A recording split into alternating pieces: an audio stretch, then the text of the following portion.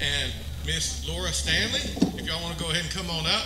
What they're going to share with us real quickly is a little bit about that diamond and their part with it, the significance of it. We have a criteria of significant diamonds and how we mark them. So we have a new interpretive display that we will be revealing today. And to give you a real quick example, on the map is where we have all the large diamond markings. So at some point in time, please come forward and look at it, and you'll see where this diamond marker is going. Thank y'all very much. I'm Laura Stanley. I'm a jeweler based in North Little Rock, Arkansas. My family had Stanley Jewelers, gemologists, for 80 years. And during the last couple of years that we were in business, we were honored and thrilled to host the cutting of the Esperanza diamond.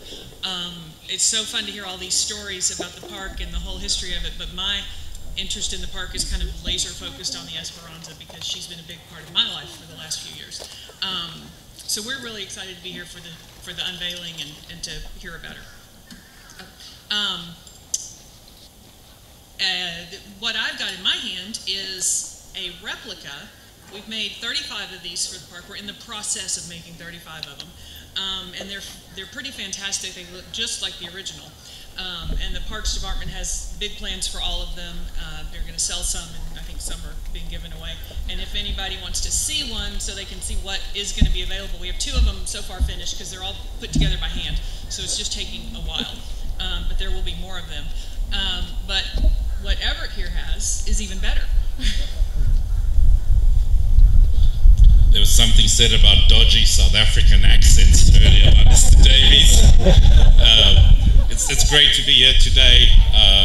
It's always, this is my second trip here. I wish I could have been here last year when you guys did the trip.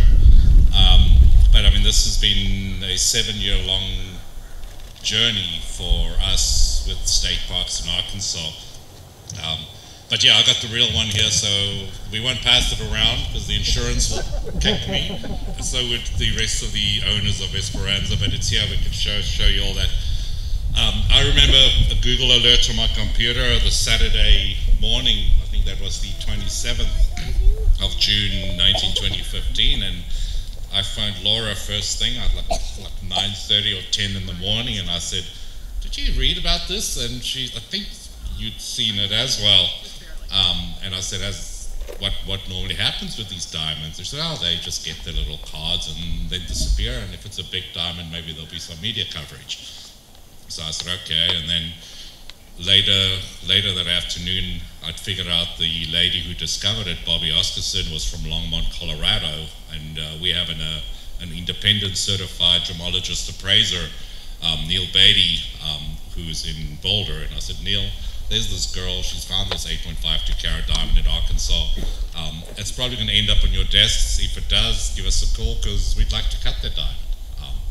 So a couple of weeks went by and Neil Beatty phoned me and I answered. I said, yeah, what's up? And he's like, well, what do you want to do? And I said, well, has she contacted you? Then he said, oh yeah, she's left it with me because she wants to sell it. So we then set the wheels in motion for an unbelievable 8 days in Little Rock with Stanley Jewelers, with state parks, and my father sat at the bench, which is in the display area, old Big Botha, and he proceeded to cut and polish this one-of-a-kind triolet design. So 147 facets on the stone has never been attempted, let alone on such a beautiful crystal as the Esperanza was. I remember when I met Esperanza, which was a couple of months after the discovery in St. Louis, Missouri, and when I held it in my hand, you just connect with the stone, and we know that everybody here at the parks and everybody who's encountered Esperanza have that connection with the diamond. So once we'd finished cutting it in Little Rock at Stanley Jewelers, we then had to ship it back to Canada to do the final polishing, and then we started sending it to the lab, and the lab we'd got D internally flawless on the first round, and I then said, well, let's try get flawless. And to have flawless means you got to have absolutely no blemishes whatsoever on the surface of the diamond.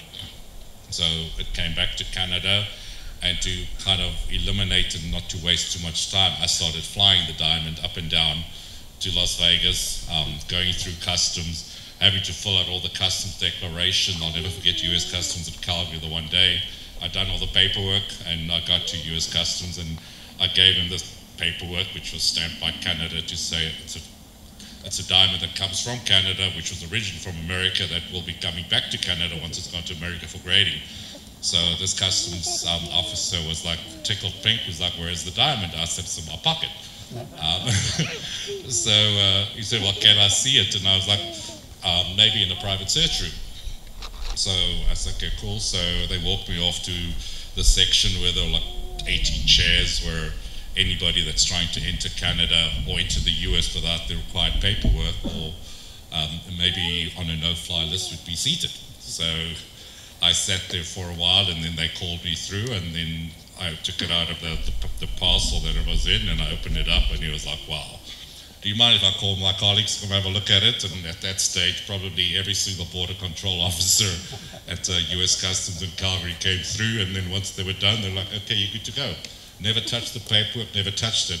So I think I did 2 trips or maybe 3 trips to Las Vegas, but we just couldn't get the absolute flawless grade on the diamond, because when you cut one facet or polish one facet, you immediately touch 4 other facets, and we went through points, half a point at a time, to try to maintain as much weight as possible.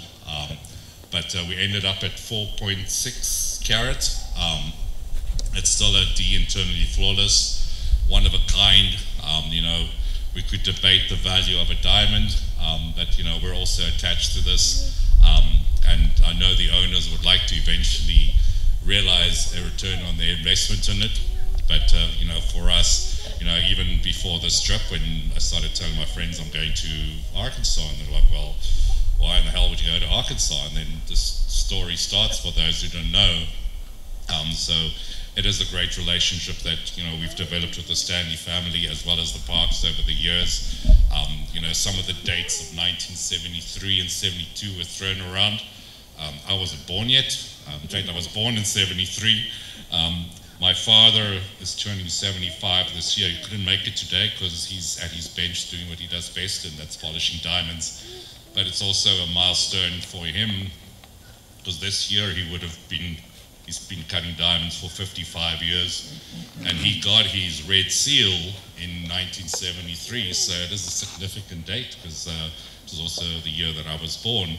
But he started his his apprenticeship in 1968, and it took him 5 years to get his seal, and through those years he's cut some amazing diamonds, but this baby here is probably one of the most special ones for us. So with that, I could talk till 7 p.m., but I won't steal anyone else's thunder. We'll be around to show you the diamonds and the replica afterwards. Thank you very much.